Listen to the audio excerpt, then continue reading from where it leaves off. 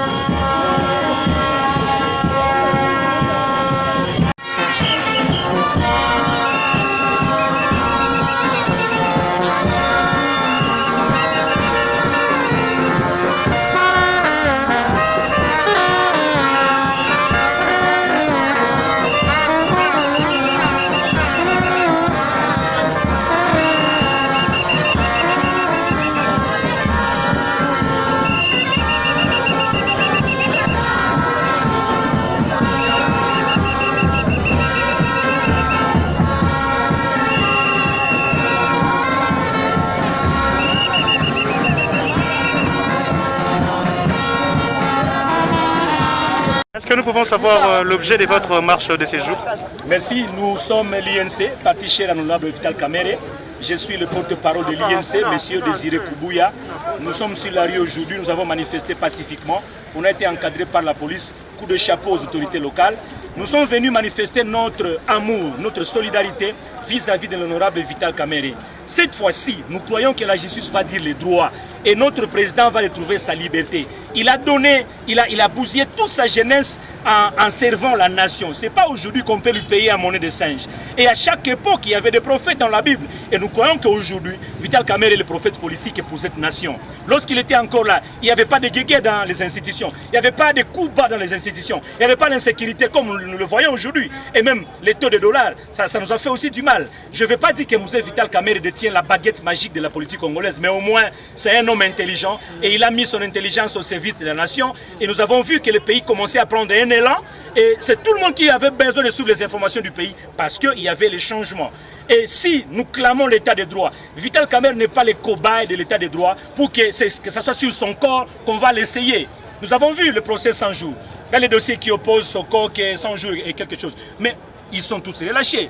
Dans les dossiers de 47 millions, là nous avons des gens qui ont écopé une année de prison.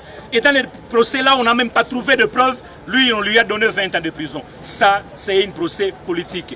Et comme la manifestation fait partie des actions politiques, nous sommes sur la rue pour manifester. Nous savons que comme c'est politisé, nous allons aussi utiliser toutes nos cartouches politiques pour que le leader soit libéré et qu'il continue à servir la nation. Et aujourd'hui, si le procès en appel n'aboutissait pas, quelle sera la réaction de l'UNC? Eh bien, nous avons la foi que ça va aboutir positivement et que les chefs soient libérés. Mais s'il y aura quelques problèmes qui vont surgir, nous vous disons que comme vous êtes journaliste, vous serez parmi les premiers à être informés de ce que l'INC va faire sur toute l'étendue de la République démocratique du Congo. Et pourquoi avez-vous choisi seulement la MONUSCO pour déposer votre mémorandum aujourd'hui? La RDC est membre des Nations Unies. Et nous savons, nous connaissons tous les rôles qu'a joué la MONUSCO dans notre pays pendant plus de 20 ans. Ils sont là. Et comme c'est un procès politique, je vous ai dit, nous allons utiliser toutes les cartouches possibles pour que notre chef puisse retrouver sa liberté. Merci beaucoup. Vous martelez beaucoup plus sur l'impartialité de la justice. Qu'est-ce qui atteste à suffisance que la condamnation de Vital Kamerhe, selon vous, est basée sur des histoires qui ne sont pas fondées? Et quelle doit être pour vous l'impartialité de cette justice que vous exigez? Ouais, je vais rappeler ici d'abord deux points. Le premier, c'est qu'on ne connaît même pas les montants qui étaient perdus dans le trésor public. Moussa Vital Kamerhe n'est pas agent de la Samibo pour aller prendre l'argent de l'État entre les mains de banquiers. Et autre chose, je veux dire aussi que lorsqu'on lui refuse par exemple la liberté provisoire, qu'est-ce qu'ils veulent faire derrière ça? Parce que Vital Kamerhe, il est jusqu'aujourd'hui directeur du cabinet du chef de l'État, il ne peut pas fuir le pays, son adresse est bien connue et il occupe les hautes fonctions de l'État. Donc, si on lui accordait la liberté provisoire, encore que nous avons la pandémie de coronavirus qui a atteint même la prison, est-ce que c'est pour chercher à l'éliminer politiquement? Est-ce que c'est pour chercher qu'il soit aussi contaminé comme ça?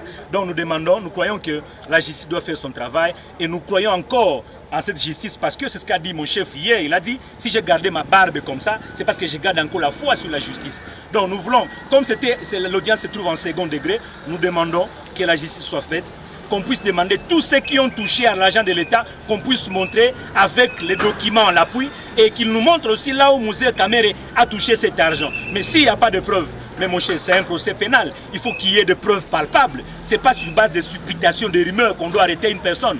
Je ne le dis pas seulement pour Vital Kamerhe, même à tous les Congolais, que les Congolais qui sera arrêté demain ou après-demain, que ça ne se passe pas sur de base tribale, mais que ça soit avec de preuves palpables et que la personne soit punie. Pour Vital Kamerhe, ce n'est pas le cas, raison pour laquelle nous crions à l'impartialité de la justice congolaise. Et nous voulons cette fois-ci que la justice, parce que la justice élève une nation, que notre président retrouve sa liberté et qu'il puisse continuer à servir la nation comme il l'a toujours fait. Merci, monsieur Désiré, nous vous remercions. Merci, monsieur le journaliste. Une question, Diana? Non, c'est la communauté nationale, puisque ici nous voyons directement, c'est la représentativité de l'ONU qui se trouve en RDC. C'est la bouche autorisée des Nations Unies ici en RDC. Voilà pourquoi nous sommes venus ici déposer notre mémorandum pour que ces gens de la MONUSCO puissent transmettre fidèlement à leur hiérarchie au niveau des Nations Unies pour leur montrer que la justice qui se fait au Congo, ce n'est pas une bonne justice. Une fois Vital Kamerhe ne peut encore une fois libéré. Normalement, il doit être libéré, nous le disons, puisque le premier procès a montré déjà qu'il s'agissait d'un procès politique. Nous n'avons pas honte ni crainte de le dire. Procès politique, pourquoi? Puisque Kamerhe était muni de toutes ces pièces justificatives. Même M. Djamal avait accepté d'avoir reçu toute la somme qui était prévue pour son travail. Mais malheureusement, on va équiper seulement notre président, sans avoir même des preuves, sans même un copie. Il ne montre vraiment qu'il y avait des problèmes. C'est pourquoi nous disons maintenant, aujourd'hui, il faut que ça soit pièce contre pièce. Je vous montre la pièce, vous me montrez la vôtre. Une fois, vous ne montrez pas cela, nous disons seulement quelque chose, Moi je filme, je vais aller où? Chef, je suis journaliste et je fais mon travail. Je fais mon travail. Je fais mon travail.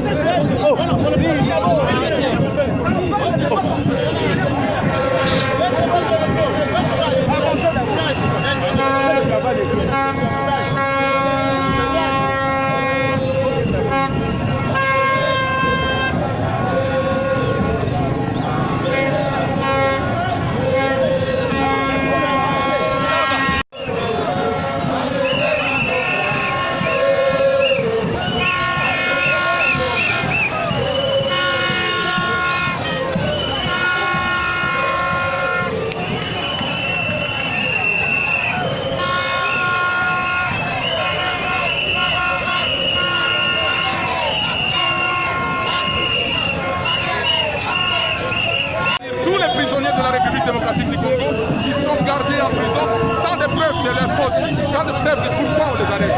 Et nous soutenons Vital Kamerhe, président national, qui est aujourd'hui en prison et qui sera à la barre aujourd'hui.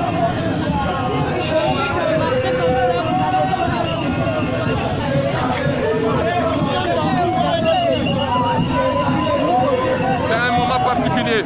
C'est un moment particulier. La République elle-même n'a pas suggéré ça. Et nous sommes en train de défendre une cause noble. Et nous faisons un effort pour porter les cachets, respecter certaines mesures barrières. Mais en certaines circonstances, c'est impossible. Même dans les plus grandes nations.